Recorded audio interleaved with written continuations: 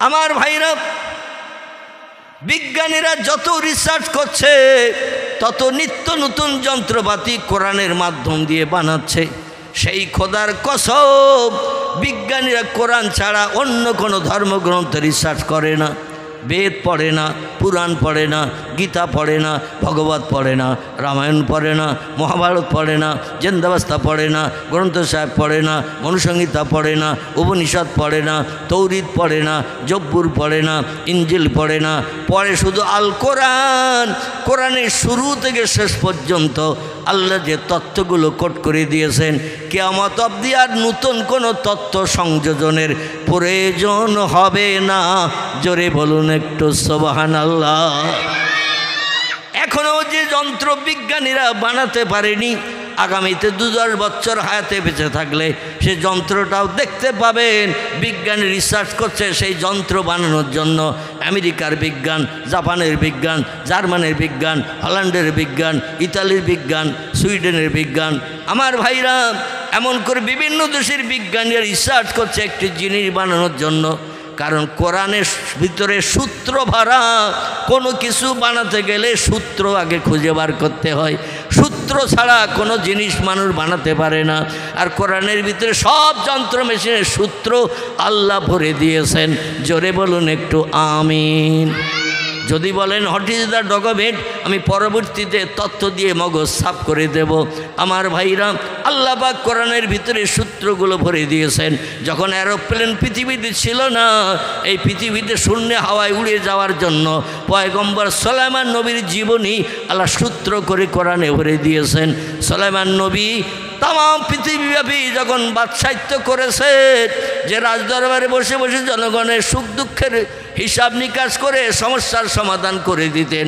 সুলাইমান পয়গম্বরের সিংহাসন পৃথিবীতে 2 জন ব্যক্তিকে আল্লাহ বিশ্বব্যাপী বাদশাহিত্য দিয়েছিলেন। বর্তমানে পৃথিবীতে দেশের সংখ্যা 256টির মতো। কথা বললাম? ভারত একটা দেশ, বাংলাদেশ একটা দেশ, পাকিস্তান একটা দেশ, আফগানিস্তান একটা দেশ, নেপাল একটা দেশ, ভুটান একটা দেশ, বর্মা একটা দেশ, এইভাবে সৌদি আরব একটা দেশ, ইরাক একটা দেশ, ইরান একটা দেশ, কুয়েত একটা দেশ, জর্ডন একটা দেশ। এইভাবে তামাম পৃথিবীতে দেশের সংখ্যা 256টি। কিছুদিন আগে ছিল 228টি। কটি বললাম? কিছুদিন আগে ছিল পৃথিবীতে দেশের সংখ্যা 228। পৃথিবীতে শক্তিধরদের যারা, এরা এদের শক্তি আর চেপে রাখতে পারছে না। ক্ষুদ্র ক্ষুদ্র দেশের উপরে হামলা করে দেশগুলো কেড়ে নিয়ে, ওদের করায়ত্ত করে নিয়ে নতুন নতুন নাম দিয়ে দিয়ে দেশের নেতৃত্ব করছে। যেমন রাশিয়া ইউক্রেনকে কেড়ে নেওয়ার চিন্তা ভাবনা করেছে, ইসরায়েলরা প্যালেস্টাইনকে কেড়ে নিয়ে, গাজা ভূখণ্ডকে কেড়ে নিয়ে নতুন আবার একটা নামকরণ করে বিশ্ববাসীর কাছে দেখাবে। আমেরিকা কত দেশের অত্যাচার উৎপীড়ন করে ইরাককেও কেড়ে নিয়ে তাদের নেতৃত্বের ভিতরে রেখে দিয়েছে। আমার ভাইরা, এইভাবে যাদের একটু সমর শক্তি বেশি, অগ্নিঅস্ত্র বেশি, তারা ক্ষুদ্র ক্ষুদ্র দেশের উপরে অত্যাচার উৎপীড়ন করে, নারী পুরুষের প্রাণনাশ করে, শিশু বাচ্চাদের প্রাণনাশ করে দেশের জমিন অধিকার করে নিয়ে নতুন নতুন দেশের সঞ্চার করছে। এই জন্য দিন দিন দেশের সংখ্যা বেড়ে যাচ্ছে। তামাম পৃথিবীতে যত দেশ, সব দেশের নেতৃত্ব আল্লাহ 2 জন ব্যক্তিকে দিয়েছিলেন। একজনের নাম পয়গম্বর সুলাইমান, ইনি ছিলেন আল্লাহর একজন নবী এবং বাদশাহ। আরেকজন ছিলেন এই পৃথিবীতে একজন অলি বান্দা, নবী বান্দা বিশ্বব্যাপী বাদশাহিত্য করেছেন। একজন অলি বান্দাও তামাম বিশ্বব্যাপী বাদশাহিত্য করেছেন। আল্লাহ কোরআনে তার নাম কোট করে জীবনী উল্লেখ করে দিয়েছেন। তার নাম ছিল সেকেন্দার জুলকারনাইন। কি নাম বললাম? শুধু নবীরা বাদশাহিত্য করেনি, অলিরাও করেছে। এমন অলি তামাম বিশ্বব্যাপী বাদশাহিত্য করার সুযোগ তারে দিয়েছিলেন। টাকা পয়সা, সোনা দানা, অর্থ সম্পদ যা কিছু আল্লাহ ছিল সব তাদের হস্তগত করে দিয়েছিলেন। কিন্তু পয়সা করি, সোনা দানার মাধ্যম দিয়ে প্রাণ রক্ষা করতে কে পেরেছে বলুন? বিজ্ঞানীরা রিসার্চ করে ওষুধ বানাচ্ছে, কত নামি দামি ওষুধ, ক্যান্সারের ওষুধ, কেমোটেমো বানিয়েছে, এমন করে টিউমারের ওষুধ, স্ট্রোকের ওষুধ, এর ওষুধ, তার ওষুধ বানিয়েছে। কিন্তু যারা বানিয়েছে তারা বেশি আছে না চলে গেছে? কথা বলে, তারাও চলে গেছে।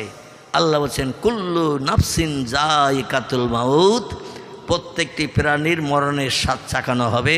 মরণের হাত থেকে কেউ কোনোদিন অতীতে নিষ্কৃতি পেতে পারেনি, বর্তমানেও পাচ্ছে না, ভবিষ্যতেও পারবে না। এইটাই হলো আমার কর্তৃত্ব, এইটাই হলো আমার পাওয়ার। জোরে বলুন একটু সুবহানাল্লাহ। আরও কয়েকটি পাওয়ারের কথা আমি বক্তৃতার প্রারম্ভে কোরআনের আয়াত পড়েছি। আমি সংক্ষেপ সেই দিকে একটু এগিয়ে যে আপনাদের মগজ একটু সাফ করার চেষ্টা নেব। সকলে বলুন ইনশাআল্লাহ। আমার ভাইরা, পয়গম্বর সুলাইমান নবী রাজসিংহাসনে বসে থাকতেন মিশরের দেশে। কোন দেশ? মিশরের দেশে রাজসিংহাসনে বসে থাকতেন। আশেপাশের দেশের জনগণ বিপদে মুসিবতে পড়ে, সমস্যায় পড়ে, ক্ষুধার্ত হয়ে স্ত্রী পুত্রকে খাবার দিতে না পেরে বাদশাহ সুলাইমানের কাছে এসে দাবি রাখতেন। বাদশাহ সুলাইমান সমস্যার সমাধান করে দিয়ে ওদের আবার বাড়ি পাঠিয়ে দিতেন। এই সুলাইমানের রাজসিংহাসনটা এমন ছিল, আজকের ওয়াজের জন্য যেমন একটা স্টেজ বানানো হয়েছে, এই স্টেজে যদি মানুষ গায়ে গায়ে বসানো হয়, কটা মানুষ বসবে এই স্টেজে? এই যে স্টেজটা বানানো হয়েছে, একটা আন্দাজে বলেন 20-25 জন, আচ্ছা আমি আরও বেশি ধরলাম 30 জন। এই স্টেজটার ভিতরে 30 জন মানুষ বসলে মোটামুটি বসতে পারবে। সুলাইমান নবীর রাজসিংহাসন স্টেজটা ছিল 12,000 মানুষ একসঙ্গে বসার সুযোগ পেত। জোরে বলুন একটু সুবহানাল্লাহ। কত হাজার? 12,000 মানুষ তার রাজসিংহাসনের স্টেজে বসে থাকার সুযোগ পেত। এই 12,000 মানুষ নিয়ে বিনা তেলে, বিনা কলে, বিনা ড্রাইভার ছাড়া সুলাইমান নবী হাওয়া আল্লাহ বশ করে দিয়েছিলেন তাকে। শুধু ডেকে বলতেন, হাওয়ারে আমি শুধু বাদশাহিতে করব এই মিশরের দেশে, আর চীনের মানুষ কি অবস্থায় আছে খবর নেব না, বর্মারেগুনের মানুষ কি অবস্থায় আছে খবর নেব না, শ্রীলঙ্কার মানুষ সাগরের ওপারে কি অবস্থায় আছে খবর নেব না। হাসরে আল্লাহর কাছে আমার জবাবদিহি করতে হবে, ধরা পড়ে যেতে হবে। এ হাওয়া আমার রাজসিংহাসন উড়িয়ে নিয়ে চল, শ্রীলঙ্কায় চল, বর্মায় চল, রেঙ্গুনে চল, ভারতে চল, চীনে চল, আফগানে চল। যখন বলতেন হাওয়া তার রাজসিংহাসন 12,000 যাত্রী নিয়ে উড়িয়ে নিয়ে যেতেন, একটা পয়সারও টিকিট কাটার দরকার হতো না। এখন দমদম এয়ারপোর্টে যে যদি আমরা প্লেন চাপতে চাই, তাহলে পয়সা দিয়ে টিকিট কাটতে হবে না? হবে না? হবে। বিজ্ঞান বলল শূন্য হাওয়ায় উড়িয়েছে কে একটু দেখ। চিলেরা, কাকেরা, পাখিরা যেমন ওড়ে, মানুষ কি কোনোদিন উঠতে পেরেছে? অতীতের ইতিহাস আল্লাহ কোরআনে ভরে দিয়েছেন। জোরে বলুন একটু সুবহান। আল্লাহ বলেন নাহানু নাকুসু আলাইকা আহসানাল কসাসি বিমা আওহাইনা ইলাইকা হাযাল কোরআন ওয়া ইন কুনতা মিন ক্বাবলিহি লামিনাল গাফিলিন। জোরে বলুন আল্লাহু আকবার। কোরআনের 12 পারা। কত পারা? 12 পারা। সূরাটির নাম হলো সূরাতুল ইউসুফ। কি নাম বললাম? সূরা ইউসুফ। বর্ণনাকারীরা, তফসিরকারকেরা বলেছেন কোরআনে কম বেশি 25 জন নবীর জীবনী আল্লাহ পছন্দ করে করে ভরে দিয়েছেন। কজন? লক্ষ লক্ষ পয়গম্বর পৃথিবীতে আসা সত্ত্বেও আল্লাহ সব পয়গম্বরের জীবনী কোরআনে ভরে দেয়নি। 2-4 পৃষ্ঠা করে যদি সব পয়গম্বরের জীবনী আল্লাহ কোরআনে ভরে দিতেন, ও কোরআন সাগাতে 10-15টা লোক লাগতো কি না? কথা বলতে হবে। সব পয়গম্বরের জীবনী 2 পৃষ্ঠা 3 পৃষ্ঠা করে যদি কোরআন আল্লাহ ভরে দিতেন, কোরআন দেখতেন অন্তত 20-30 মণ ওজন হয়ে যেত। একা মানুষ তুলতে পারতো না, একা মানুষ আলগা করে পড়তে পারতো না। আল্লাহ তাই বান্দাদের উম্মতি মুহাম্মাদের তাকফীরের জন্য, এদের কষ্ট পরিশ্রম কম করানোর জন্য 1,24,000, মতান্তরে 2,24,000। আবার কোনো বর্ণনাকারী বলেছেন অগণিত পয়গম্বর, কোনো সীমা সংখ্যা নাই। অধিকাংশ মুফাসসিরগণ এই কথায় একমত। জোরে বলুন সুবহানাল্লাহ। সংখ্যা আমরা বললে যদি 2টো বেশি হয়, সংখ্যা আমরা বললে যদি 3টে কম হয়, তাহলে আল্লাহর কোরআনের তত্ত্বের উপরে আমাদের মিথ্যারোপ করা হবে। বরং অগণিত বললে আর কোনো মিথ্যা কথা বলা হবে না। এই অগণিত পয়গম্বরের ভিতরে ছাঁটাই করে বাছাই করে আল্লাহ পাক মাত্র 25 জন পয়গম্বরের জীবনী কোরআনের ভিতরে ভরে দিয়েছেন। কজন বললাম? 25 জন। এছাড়াও আরও 2 জন পয়গম্বরের নাম কোরআনে আছে। টোটাল কোরআনে 27 জন পয়গম্বরের নাম এসেছে। 2 জনের কোনো জীবনী ভরা নাই, তাদের সম্পর্কে কোনো তথ্য কোরআনের ভিতরে বর্ণনা করা হয় নাই। বাকি 25 জনের জীবনী কম বেশি কিছু কিছু ভরা হয়েছে। সবথেকে বেশি লম্বা জীবনী আল্লাহ কোরআনে যার ভরেছেন এনার নাম হলো পয়গম্বর ইউসুফ আলাইহিস সালাম। জোরে বলুন সুবহান। ইউসুফ নবীর জীবনী খুব করুণ জীবনী।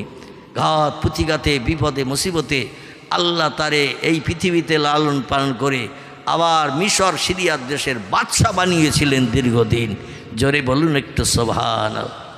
যার বাপ নেই কাছে, মা নেই কাছে, ভাইরা নেই কাছে, কেউ নেই, তার আপনজন কেউ নাই, আমার ভাইরা আল্লাহ তাকে আবার বাদশা বানিয়ে ভাইদের করায়ত্ত করিয়েছেন তার পায়ের কাছে। আল্লাহ সব পারে না? পারে না। 2 নম্বরে আল্লাহ পাক 2 জন পয়গম্বরের জীবনে একটু লম্বা করে কোট করেছেন, ইউসুফ নবীর থেকে একটু কম। একজন পয়গম্বরের নাম ইব্রাহিম খলিলুল্লাহ, আর একজন পয়গম্বরের নাম মুসা কালিমুল্লাহ। এই 2 জন পয়গম্বরের জীবনী ইউসুফ নবীর থেকে একটু শর্ট করে আল্লাহ কোরআনে ভরে দিয়েছেন। আর যত পয়গম্বরের জীবনী আল্লাহ কোরআনে ভরেছেন আমাদের আমল করার জন্য। বিপদে মুসিবতে সাহায্য পাবো কোথায়? পয়গম্বরের জীবনী না দেখলে আমরা বুঝতে পারবো না, আমরা জানতে পারবো না, তথ্য খুঁজে পাবো না। এই জন্য আল্লাহ পাক রব্বুল আলামিন যে 27 জন পয়গম্বরের নাম কোরআনে কোট করেছেন এর ভিতরে 25 জনের জীবনী ভরে দিয়েছেন।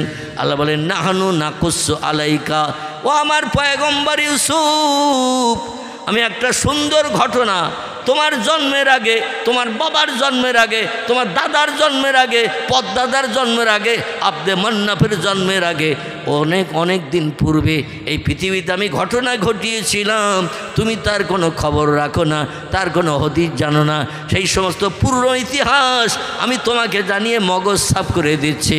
ওই রকম বিপদ তোমার উপরে আসতে পারে, ওই রকম মুসিবত তোমার উপরে আসতে পারে, ওই রকম জ্বালা যন্ত্রণা তোমার উপরে শত্রুরা নির্যাতন করে তোমাকে হেয় প্রতিপন্ন করতে পারে। ইউসুফকে একটু নতুন ঘটনা তোমার কাছে বলছি, যেটা তোমার বাপদাদাও জানে না, পদ্দাদাও জানে না। সেই ঘটনাটা শোনো এবং জ্ঞান উপলব্ধি করো, তাহলে ভবিষ্যতে তোমার জন্য লাভবানের ব্যবসা হবে। জোরে বলুন সুবহানাল্লাহ। এই পয়গম্বরদের ভিতরে একটি পয়গম্বরের আমি প্রথমের সূত্র একটু দিচ্ছিলাম, নাম তার আদম সফিউল্লাহ। কী নাম বললাম? আদমের পরে আল্লাহ পাক আরেকজন পয়গম্বরের জীবনী কোরআনে কোট করেছেন, যার নাম হলো শীষ। কারোবার নাম ইদ্রিস, কারোবার নাম নূহ, কারোবার নাম ইব্রাহিম, কারোবার নাম ইসমাইল, কারোবার নাম ইসহাক, কারোবার নাম ইয়াকুব, কারোবার নাম ইউসুফ, কারোবার নাম দাউদ, কারোবার নাম সুলাইমান, কারোবার নাম মুসা, কারোবার নাম হারুন, কারোবার নাম হুদ, কারোবার নাম লুত, কারোবার নাম সালেহ, কারোবার নাম জাকারিয়া, কারোবার নাম এহিয়া, কারোবার নাম আইয়ুব, কারোবার নাম ইউনুস, কারোবার নাম শোয়েব, কারোবার নাম ইলিয়াস, কারোবার নাম ওজায়ের, কারোবার নাম ঈসা, কারোবার নাম মুহাম্মাদুর রাসূলুল্লাহ। চিল্লায়ে বলুন সুবহানাল্লাহ। কজনের নাম বললাম? শুধু শুনেছেন তা আবার কম হবে, একটু গুনতে হবে। কারণ মাইকের হরেন থেকে আওয়াজ বেরিয়ে গেলে ও আওয়াজ আর ফিরে আসবে, হাজার চেষ্টা করলেও আসবে না। কিন্তু একটুখানি মেমোরিতে যদি গুনে রাখেন, মরণের দিন পর্যন্ত ভুলবেন না। এই কটা পয়গম্বরের জীবনী আল্লাহ কোরআনে কোট করেছেন। পয়গম্বরের নাম পড়তে যে যত অক্ষর আছে, প্রতিটি অক্ষরের বিনিময়ে 10টা করে সব আমাদের নামালের থলিতে লেখা হবে। জোরে বলুন সুবহান। যে লোকটি পয়গম্বরের নাম পড়বে না, কানে শুনবে, কেবল বক্তার বুকের কানে শুনবে, ওই লোকটাও বঞ্চিত হবে না। তার নাম আমলের থলিতে প্রতিটি অক্ষরের বিনিময়ে আল্লাহ 10টা করে সব ফেরেশতা দ্বারা লিপিবদ্ধ করে রাখবেন। হাসরের মাঠে একটা সবের জন্য ছেলে যখন বাপের কাছে যাবে, কত যত্ন করেছো, কত মহব্বত করেছো, কত গালের খাবার আমার গালি দিয়েছো, রাতের বেলা পেশাব করেছি, পায়খানা করেছি, একটা চড়ও রাগের বসে মারো নাই, বরং ভিজে কাপড়গুলো পাল্টিয়ে দিয়ে নতুন শুকনো কাপড় দিয়ে শীতকালের রাতে আমার যত্ন করে বুকের ভিতরে রেখেছ। ও আব্বা, ও আমার আম্মা, আমার নেকিবতী ওজন হয়েছে মিজানের দাড়ি পাল্লায়। ওয়াকিমুল ওয়াজনা বিল কিস্তি ওয়ালা তুকসিরুল মিজান। আল্লাহ বলছেন যেদিন দাড়ি পাল্লা খাড়া করব, সৎ কাজ এবং বদ কাজ দুটো যখন ওজন করব, কারোর জন্য 100 দানা পরিমাণ বাড়তি ফ্যাসিলিটি দেব না, কারো 100 দানা পরিমাণ বাড়তি বিপদে ফেলবো না। যে যেমন আমল নিয়ে আসবে হাসরের মাঠে তার প্রতিদান তারে দেয়া হবে। জোরে বলুন একটু আমিন। কারণ আল্লাহ সেদিন কাহার নাম নিয়ে, জব্বার নাম নিয়ে বিচার শুরু করবেন। অপরাধীদের জন্য রাগান্বিত রুক্ষ মেজাজ নিয়ে আল্লাহ বিচার শুরু করবেন। আল্লাহর গাম্ভীর্য আওয়াজে মানুষ আল্লাহর ধারে পাশে যেতে চাইবে না ভয়ে। কিন্তু যারা নেককার হবে, সৎকার হবে, ভালো ভালো আমলকারী হবে, আল্লাহ তাদের জন্য রহমতের নজরে তাকিয়ে তাদের জন্য জান্নাতে তাড়াতাড়ি পৌঁছানোর ব্যবস্থা ফেরেশতাদের দিয়ে করে দেবে। নারায়ে তাকবীর। সেদিন ছেলে বলবে, আব্বা একটা সওয়াব হলেই আমার মণিকাঠাটা সওয়াবের দিকে ঝুঁকে যাবে, মাঝখানে দাঁড়িয়ে গেছে একেবারে সোজাসুজি, এই জন্য আমার সওয়াব একটা বেশি হয়ে গেলে আর জাহান্নামে যেতে হবে না, পড়তে হবে না, একটা সওয়াব দেবে। আব্বা সেদিন বলবে, দুনিয়ায় আমার একটা ছেলে ছিল, সে কথা এই হাসরের মাঠে আমার খেয়াল নাই, মনে নাই। মার কাছে যেয়ে বলবে, মা কত লালন পালন করে যত্ন করে সুন্দর কাপড় চোপড় পরিয়ে আমারে কোলে করে নিয়ে গালে চুমা দিয়ে দিয়ে তুমি রেখেছো। ও মা, আজকের আমি জাহান্নামে যাব, তুমি কি চাও? মা বলবেন, কেন, কি হয়েছে বল? বলে, আমার নেকিবতী ওজন হয়েছে, মণিকাটা মাঝখানে দাঁড়িয়ে গেছে, পাপ যতটা সব ততটা। এখন সবের দিকে মণিকাটা একটু ঝুঁকে না গেলে আমি আল্লাহর প্রেমিক বান্দার তালিকায় সাব্যস্ত হতে পারছি না। একটা সব কি মা দেবে? মা বলবেন, এ ছেলে, যদি আমার প্রকৃত ছেলে তুই হোস, আমার তো খেয়াল নাই, মনে নাই যে পৃথিবীতে আমি সন্তান প্রসব করেছিলাম, তো সত্যিকারের ছেলে যদি তুই হোস, একটু বাদে তোর যখন আল্লাহ মিজানের দাড়ি পাল্লায় নেকিবতী চাপিয়েছে, 2-5 জনের পরই হয়তো আমারে আল্লাহ ডাক দেবে, আমার নেকিবতী ওজন হবে। আমার যদি 4টে সওয়াবের দরকার হয়, পৃথিবীতে কোনো দিন তোর কাছে কিছু চাই নাই।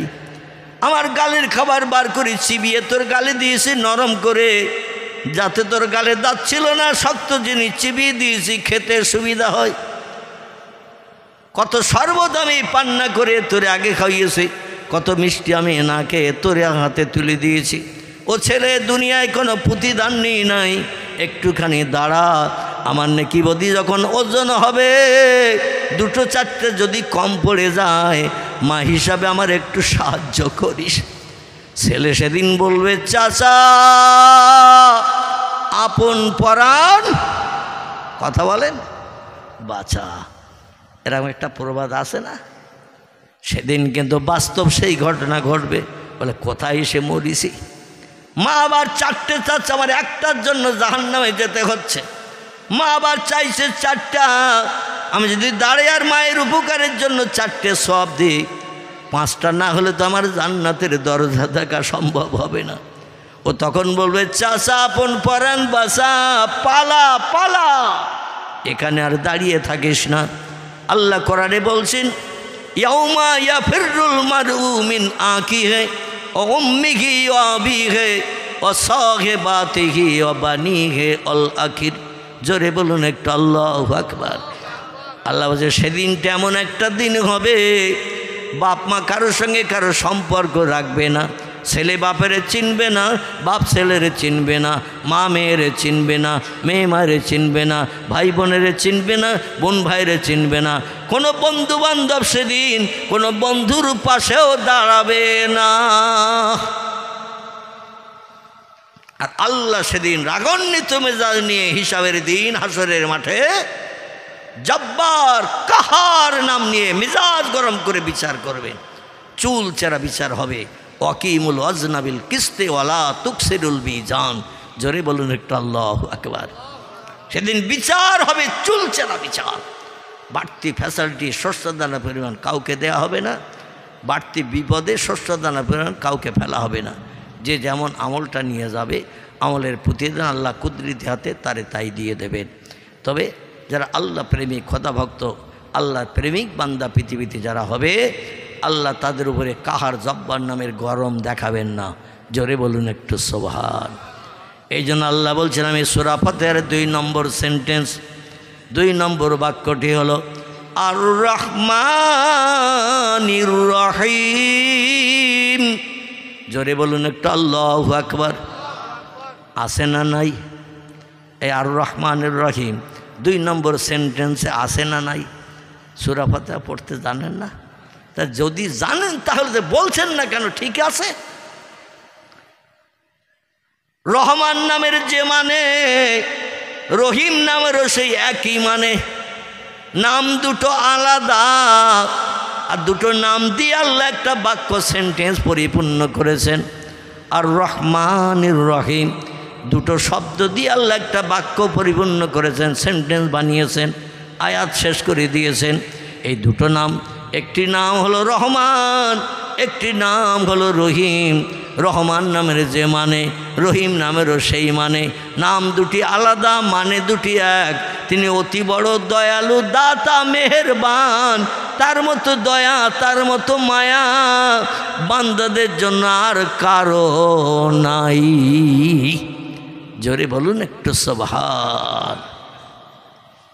তফসির কারকগণ লিখছেন, তফসিরে ফি জালাল কোরআন আল্লামা কুতুব রহমাতুল্লাহ আলাইহি লিখছেন, ও দুনিয়ার মানুষ তোমরা শোনো, রহমান নামের গুণটা আল্লাহ পাক এত বড় দয়াবান, এত বড় মেহেরবান, এত বড় করুণা নিধান।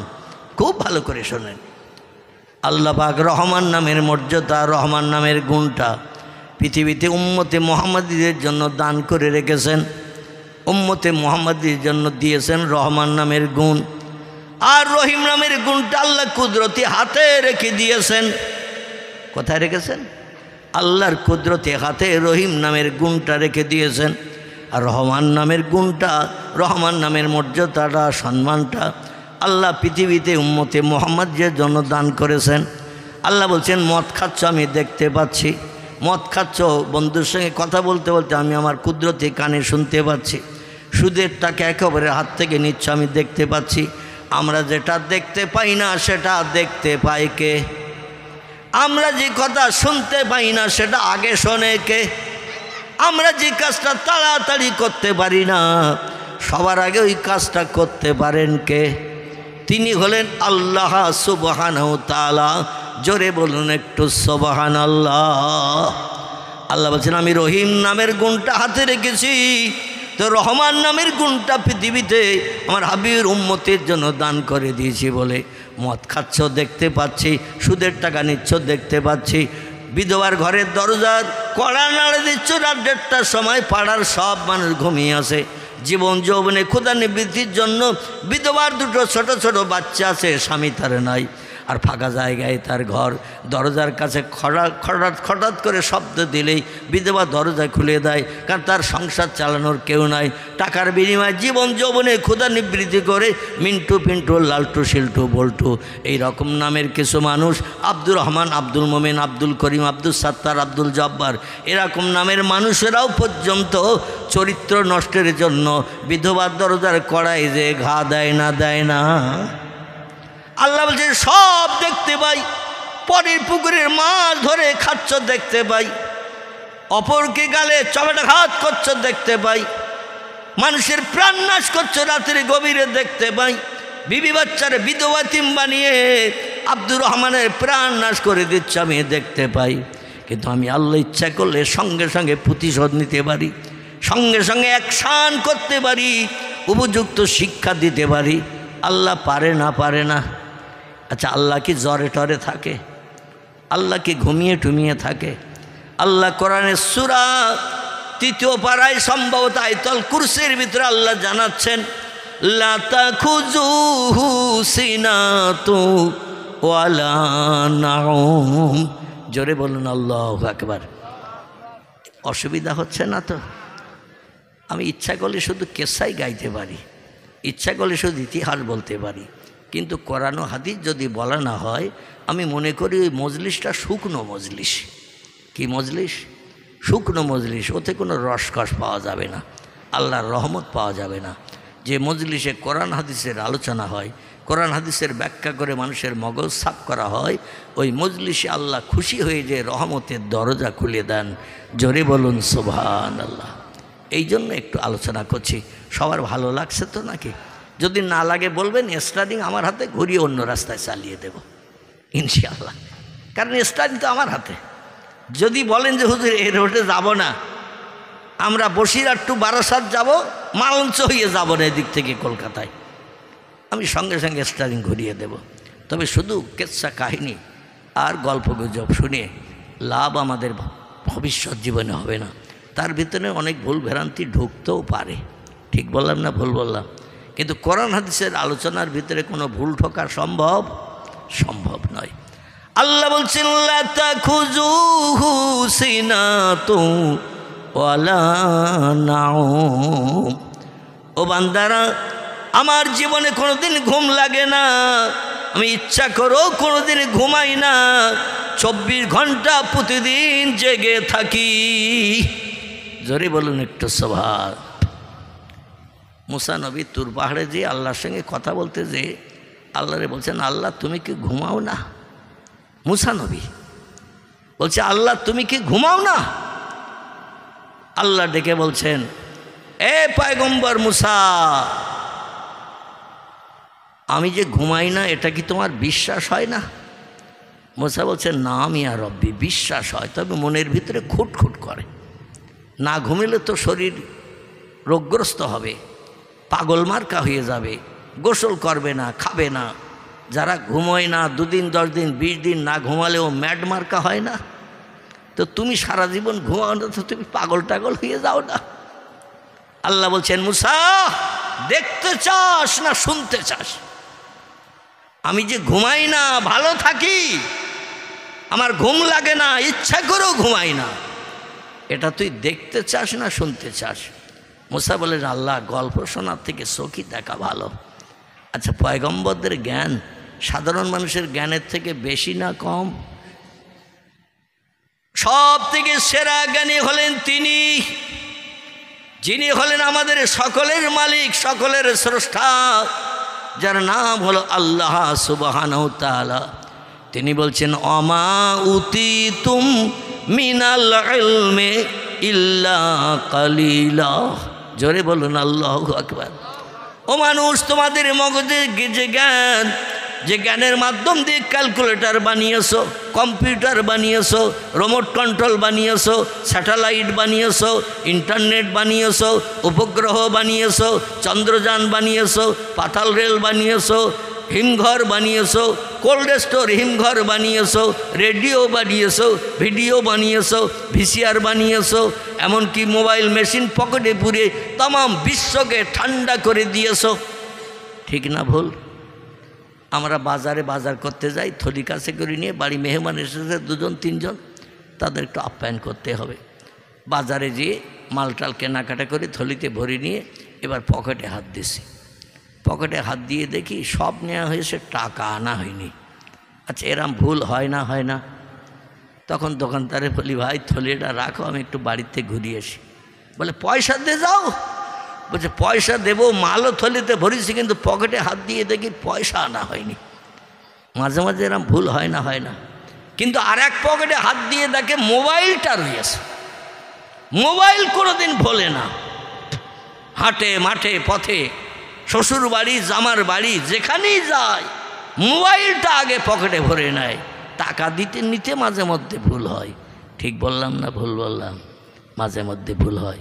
এই মেশিন বানিয়ে দিয়ে ছেলে মেয়েদের ভিতরে অবৈধ প্রেম প্রীতি ভালোবাসা বেবিচারি একটু বেশি বেশি করে বেড়েছে না কমেছে? বেশি বেশি বেড়েছে। মিন্টুর সঙ্গে মোমেনার কথাবার্তা চলতেছে 1.5 বছর ধরে।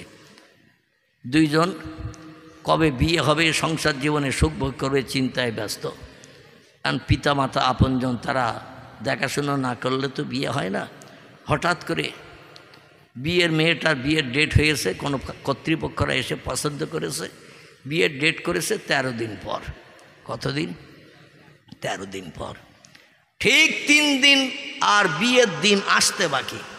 একজন আত্মীয় স্বজন এসে গেছে বিয়ে বাড়ি, আর সব আসবে আগামীকাল সকালে। হঠাৎ করে সকালবেলা খবর হচ্ছে আব্দুল করিম চাচার মেয়ে মোমেনা বাড়ি নাই। কোথায় গেল? বলে খোঁজ নে তো, ওই পাড়া সেই মিন্টু বাড়ি আছে কিনা। ও পাড়ায় খোঁজ নিয়ে দেখে মিন্টুও ঘরে নাই। খোঁজ করতে করতে খোঁজ পাওয়া গেল দীঘার সমুদ্র সৈকতে লজ ভাড়া করে অ্যাকশান করতেছে। জোরে বলুন একটু নাউজুবিল্লাহ।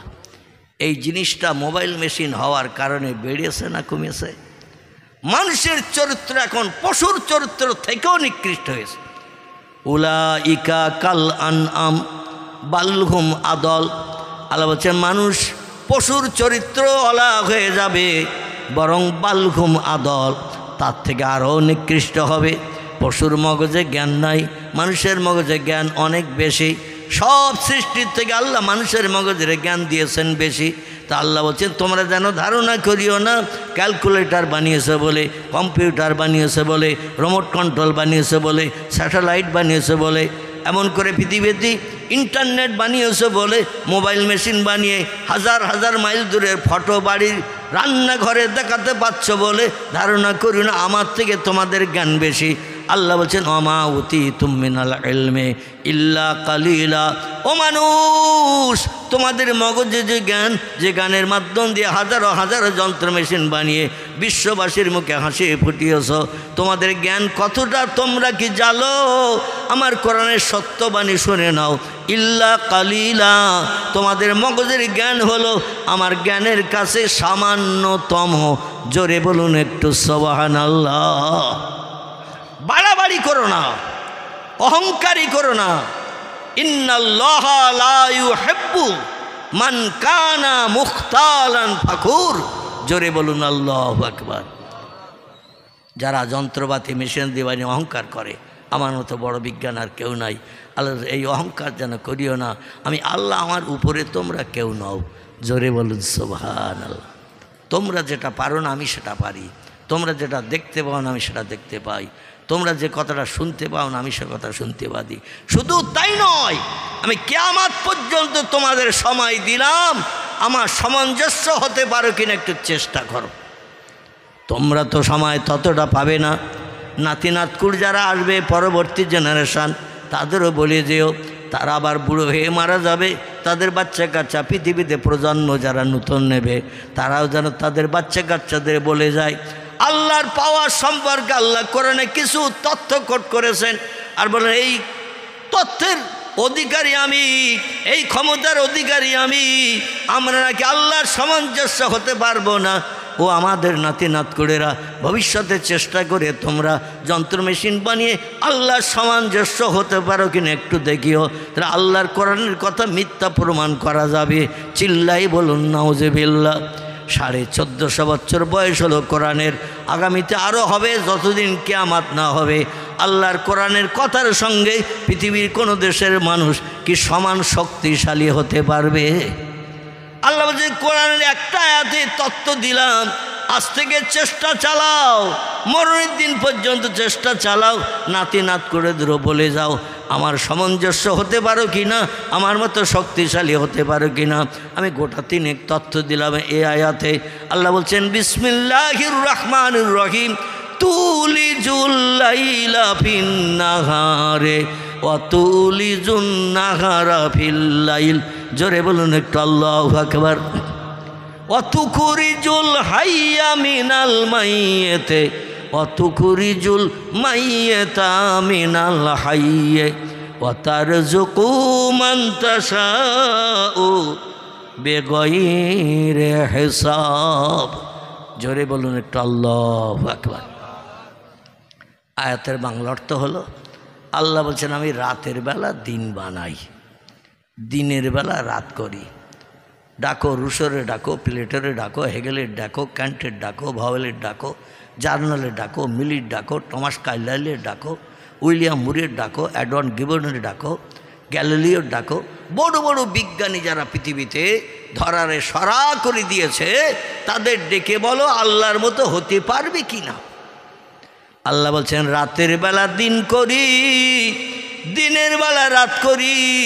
এই দায়িত্বটা নিয়ে সফল হয়ে আমার সমান কে হতে পারবে একটু বলো। পৃথিবীর কোনো দার্শনিক বিজ্ঞানী দিয়ে যদি ডেকে বলা হয় রাত 12টার সময় দিনের 12টার আলো দেখিয়ে দাও, বিজ্ঞানীর আনন্দে নাচবে না নাচবে না? এই কথা বলেন, বিজ্ঞানীরা আনন্দে নাচবে না নাচবে না? বিজ্ঞানীরা বুঝতে পারেনি, ওরা আনন্দে নাচার সুযোগ পাবে না, বরং চুপ করে দাঁড়িয়ে থাকবে। এটা কি করে সম্ভব? আল্লাহ বলছেন যেটা তোমাদের জন্য অসম্ভব আমার জন্য সেটা সম্ভব। ইন্নামা আমরুহু ইযা আরাদা শাইআন আইয়াকুলা লাহু কুন ফায়াকুন। জোরে বলুন একটু আল্লাহু আকবার। আল্লাহ বলছেন আমি যখন কোনো কিছু বানানোর চিন্তা করি, কোনো কিছু তৈরি করার পরিকল্পনা ইচ্ছা প্রকাশ করি, আইয়াকুলা লাহু, আমার জবান দিয়ে শুধু একটু বলি কুন হ ফায়াকুন, সঙ্গে সঙ্গে সেটা হয়ে যায়। আমার কোনো কিছু বানাতে তৈরি করতে 1 সেকেন্ডের জায়গায় 2 সেকেন্ড সময় কোনো দিন লাগেনি এবং ভবিষ্যতও লাগবে না। আল্লাহকে কোরআনে শুধু তথ্যগুলো দিয়েছেন না বাস্তবে প্রমাণ করে দেখিয়েছেন? সেই খোদার কসম, যত তথ্য আল্লাহ কোরআনে কোট করেছেন সব তথ্যগুলো বাস্তবে প্রমাণ করে বিশ্ববাসীর চোখে আঙুল দিয়ে দেখিয়ে দিয়েছেন। পৃথিবীর কোনো মানুষ যাতে কোরআন অসত্য অমূলক কথা লেখা আছে কিয়ামত অবধি কেউ বলতে পারবে না। জোরে বলুন একটু সুবহানাল্লাহ। আল্লাহ তবে বান্দারা শোনো, লিমা তাকুলুনা মা লা তাফালুন, ওই কথা তোমরা কোনোদিন যেন বলিও না যে কাজটা তোমরা করতে পারো না। যে কাজটা তোমরা করো না ওই কাজের উপদেশ কাউকে দিও না। তুমি যদি নিজে আমল করে না দেখাতে পারো তোমার উপদেশের কথা কোনো মানুষ মানবে না। ঠিক না ভুল? তুমি নিজে করো না যে কাজ, ওই কাজ করার উপদেশ কাউকে দিও না।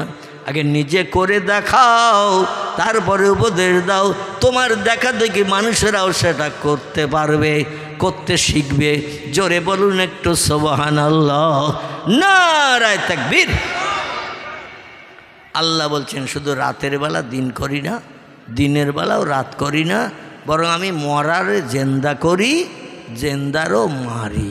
জোরে বলুন সুবহানাল্লাহ।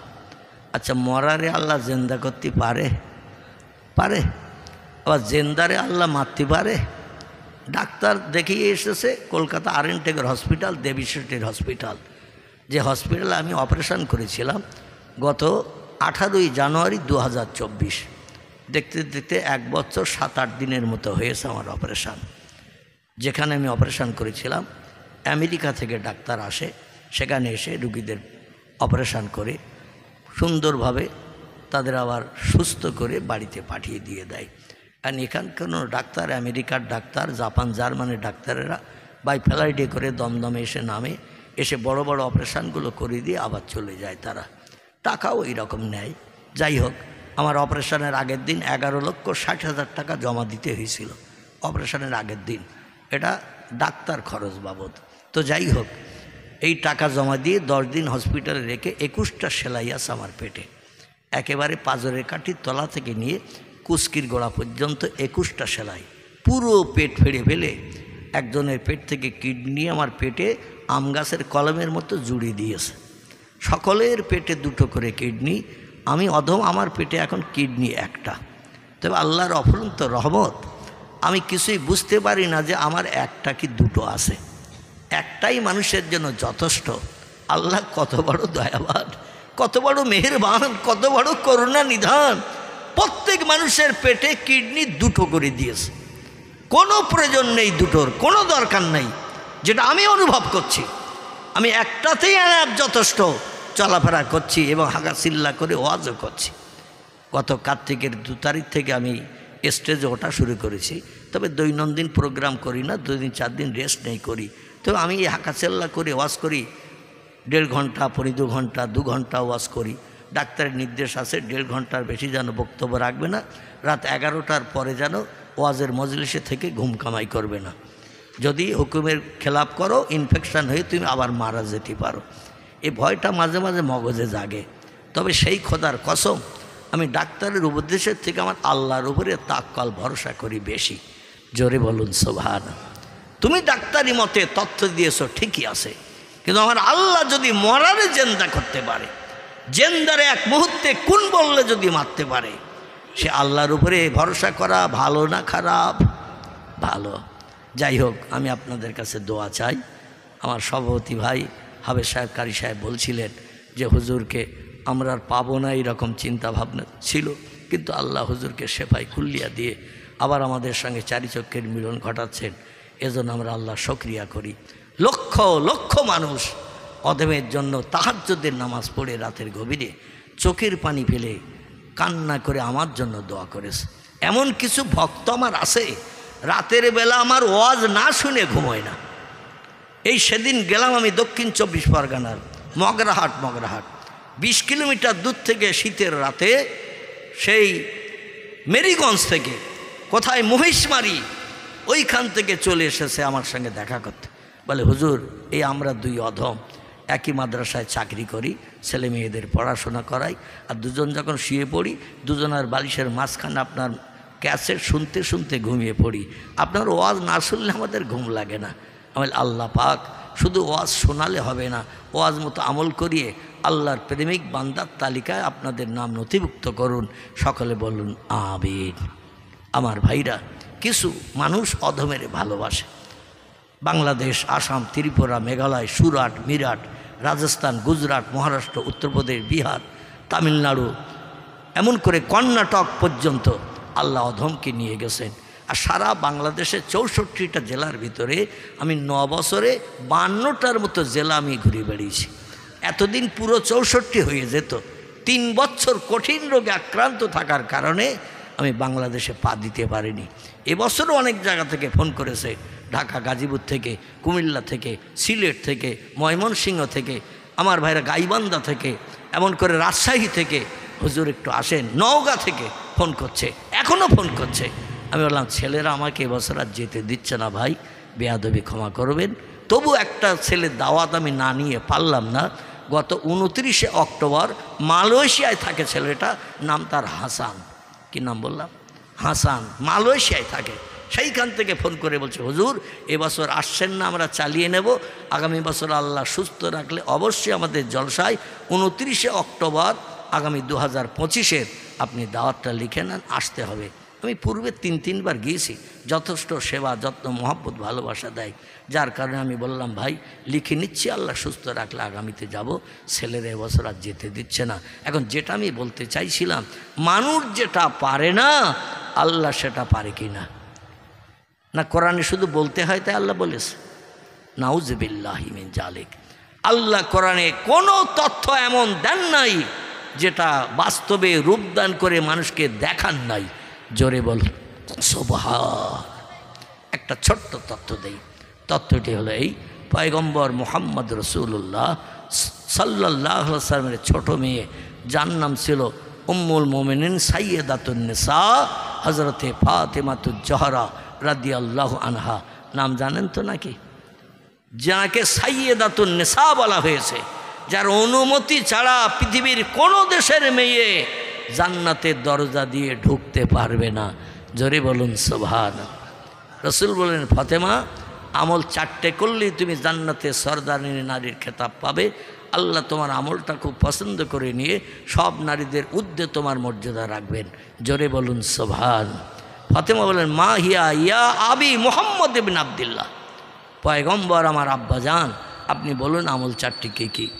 নবী বললেন আল্লাহর ফরজ হুকুম, দৈনন্দিন 5 ওয়াক্ত নামাজ আদায় করবে, নামাজে যেন ঘাটতি দেবে না, নামাজ যেন কাজা করবে না। কারণ বান্দার সঙ্গে আল্লাহর মহব্বতের নমুনা হলো একমাত্র নামাজ। আফজালুস সালাত। জোরে বলুন একটু আল্লাহু আকবার। আফজালুল ইবাদাতি ইবাদাতুস সালাত। উত্তম ইবাদত হলো আল্লাহর শরণ হলো নামাজ। এই নামাজটা যেন ছাড়বে না। 2 নম্বর, স্বামীর মনে যেন কোনো দিন কষ্ট দেবে না। ও আমার মায়েরা বোনেরা, খুব ভালো করে শুনুন বিশ্ব নবীর উপদেশ। তামাম দুনিয়ার নারীদের সরদারিনী ফাতেমার জন্য তখন আল্লাহর তরফ থেকে সার্টিফিকেট ফাতেমার আসে নাই। ফাতেমা যে তামাম দুনিয়ার নারীদের জান্নাতে নিয়ে যাওয়ার দায়িত্ব পালন করবেন, এ সার্টিফিকেট তখন আসে নাই। তখনকার কথা বললেন, বেটি রে, স্বামীর সঙ্গে দুর্ব্যবহার করবে না, স্বামীর মনে কষ্ট দেবে না। তোমার স্বামী তোমার ব্যবহারে যদি শব্দ উচ্চারণ করে, যেমন বাপ মা সন্তানের আচার ব্যবহার আখলাকে ইল্লা উফেন, আল্লাহ কোরআনে বলছেন শব্দ যদি কোনো মা করে, তুমি যতবার হজ করো, যতবার তুমি উমরা করো, আর যতবার তুমি নফল নামাজ তাহাজ্জুদ পড়ো, কোরআন তেলাওয়াত করো, জেকে রাজগার করো, পাড়ার সব মেয়ে তোমার আমল কালাম ভালো বলে, কিন্তু তোমার ঠিকানা হবে জাহান্নাম। কি হবে? জাহান্নাম। কারণ আর রিজালু কাওয়ামুন আলান নিসা, আল্লাহ কোরআনে তত্ত্ব কটকরি দিয়ে বললেন, নারীদের হাকিম বানিয়েছি তাদের স্বামীদিগকে। স্বামীরা হলো হাকিম, ও মেয়েরা হাকিমের উপরে যেন হুকুম জারি করবে না, হাকিমকে যেন আড়াবে না, বরং হাকিম যেটা বলে সাদরে গ্রহণ করে মেনে নিয়ে সে কথাটা বাস্তবে রূপদান করে স্বামীর মুখে হাসি ফোটাবে, তাহলে আল্লাহ খুশি হয়ে যাবে। ফাতেমা 3 নম্বরের আমল হলো, রাস্তাঘাটে পথে যখন বার হবে, আল্লাহ কোরআনে মেয়েদের জন্য হিজাব পর্দা ফরজ করে দিয়েছেন। মেয়েদের মাথার চুল থেকে নিয়ে পায়ের আঙ্গুল পর্যন্ত, গোছের তলা পর্যন্ত টোটাল বডিটা আল্লাহ ঢেকে বাইরে যাওয়ার নিয়ম দিয়ে দান করেছেন। ও মেয়েরা, দেহের কোন অঙ্গ প্রত্যঙ্গ যদি কোনো পরপুরুষকে দেখাও, তোমার ওই দেহ হবে জাহান্নামের খোরাক। দেহের অঙ্গ প্রত্যঙ্গ কোনো জায়গা যদি এমন হাত থেকে, হাতের আঙুল থেকে শুরু করে কোনো জায়গা যদি কোনো পরপুরুষকে দেখাও, আর সে দেখে যদি কামুকতার দৃষ্টি দিয়ে দেখে মনে মনে চিন্তা ভাবনা করে, এইরকম একটা মেয়ে আমার স্ত্রী হলে ভালো হতো, আমাদের খোকার মতো কালো কুৎসিত কয়লার মতো, নাউজুবিল্লাহি মিন জালিক, আপনার চেহারা দেখে তার মনটা যদি ঘুরিয়ে ফেলো, তোমাকে জাহান্নামী হতে হবে, তোমার ঠিকানা হবে জাহান্নাম। এই জন্য বাইরে যখন যাবে চোখ দুটো একটু আলগা রাখবে বাইরে পথ দেখার জন্য, বাকি দেহটা তোমার ঢেকে রাখতে হবে। এটা হলো মেয়েদের জন্য ফরজ। ছেলেদের ফরজ হলো নাভির উপর থেকে নিয়ে হাঁটুর নিচে পর্যন্ত এই দেহটা সবসময় ঢেকে রাখতে হবে, অপর কাউকে দেখানো যাবে না। জোরে বলুন একটু আমিন। ছেলেদের পর্দা কি? নাভির উপর থেকে নিয়ে হাঁটুর নিচে পর্যন্ত, এটা হলো ছেলেদের পর্দা। আল্লাহ বলছেন, ইন্নামাল মুমিনুনা ইয়াগুদ্দু মিন আবসারিহিম, ইন্নামাল মুমিনুনা ইয়াগদুদনা মিন আবসারিহিন্না ওয়া ইয়াহফাজু ফুরুজাহুম আল আখির। জোরে বল আল্লাহু আকবার। আল্লাহ বলছে, দুনিয়ার যুবক পুরুষেরা রাস্তাঘাটে পথে যখন চলবে, তোমাদের চোখ দুটো হেফাজত করে চলবে। তোমার চোখ দিয়ে পরনারীর চেহারার দিকে তাকাবে না, অপর সাইডে কোনো দিকে লাল হলুদ শাড়ির দিকে তাকাবে না, কোনো মেয়ের সঙ্গে হাসি ঠাট্টা গল্প গুজব করবে না।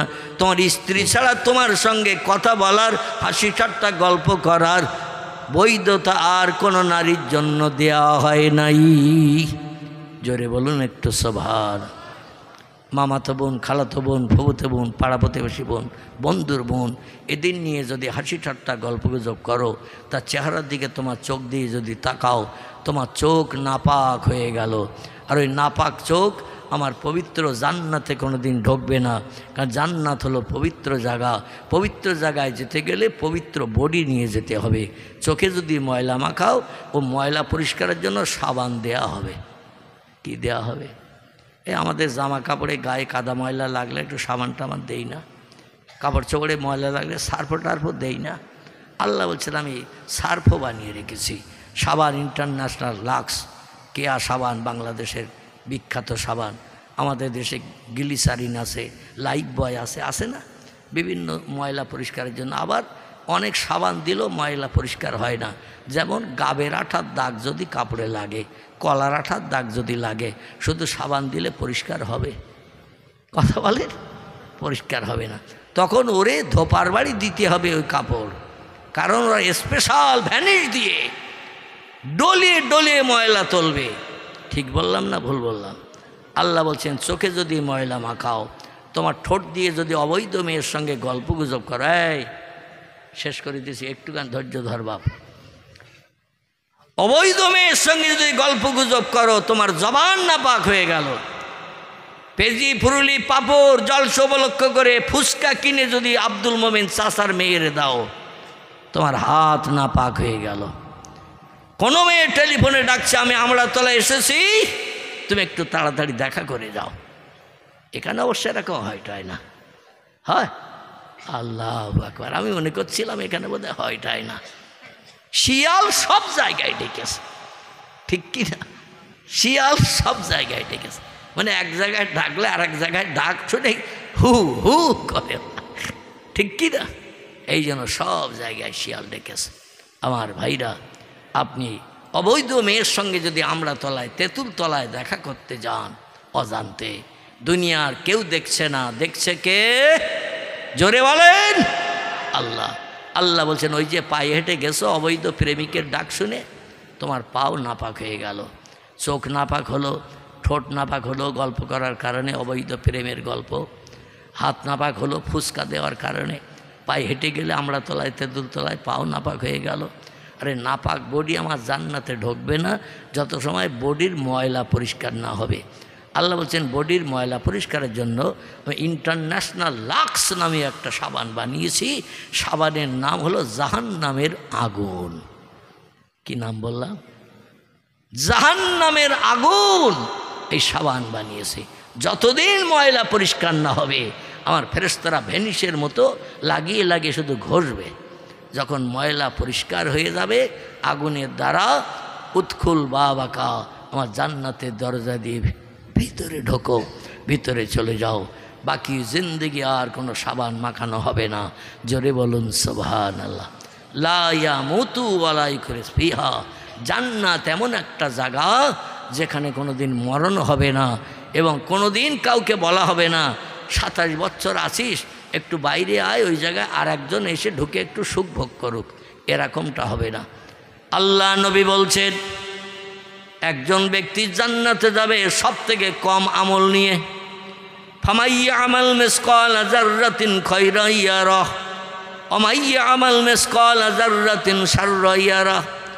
শস্য দানা পরিমাণ সৎ কাজ করে যে লোকটি হাসরে আসবে তারও প্রতিদান তারে দিয়ে দেওয়া হবে। শস্য দানা পরিমাণ অসৎ কাজ যে লোকটি করবে তাকেও হাসরে মাঠে মিজানের দাড়ি পাল্লায় চাপিয়ে দেখিয়ে দেওয়া হবে, এই দিন তুমি এই খারাপ কাজটা করেছিলে। দুনিয়ার কম্পিউটার মেশিনে যত জিনিস লোড করা হয় পরবর্তীতে বার করলে সব বেরোয় না।